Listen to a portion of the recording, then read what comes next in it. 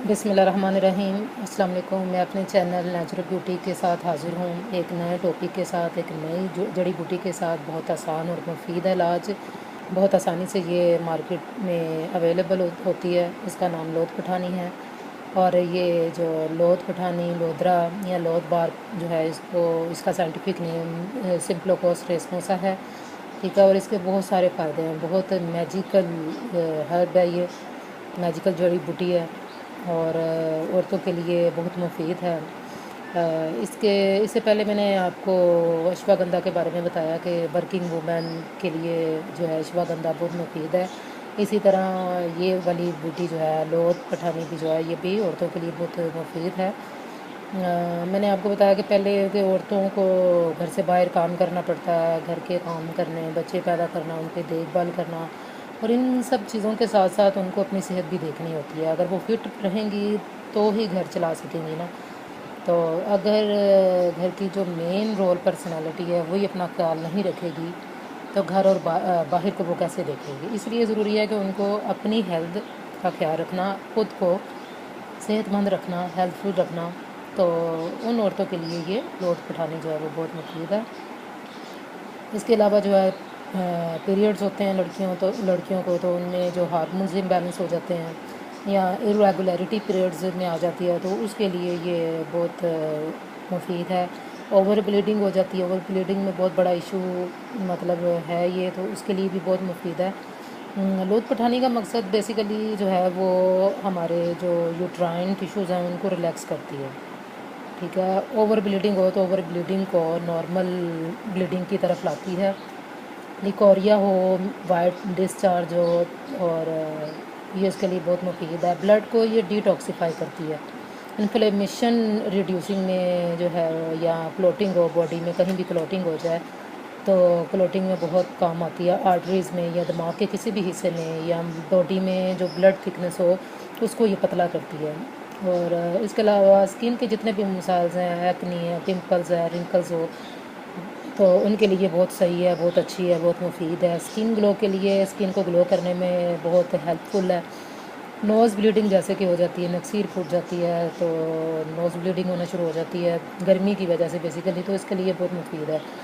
और अगर बिलफर्ज अगर खांसी है, बहुत ज़्यादा खांसी है और वो खांसी का इशू बन गया है तो उसको रोकने के लिए आप इसको क्या करेंगे कि पंजीरी बनाकर घी में घी में फ्राई करेंगे जैसे पंजीरी बनाते हैं, और या उसमें थोड़ी सी चीनी मिक्स एज जो टेस्ट वो उसको आप पेशेंट को खिलाएं, यूज़ करवाएं। इंशाल्लाह ताला खांसी में बहुत जल्द फ़र्क पड़ जाएगा।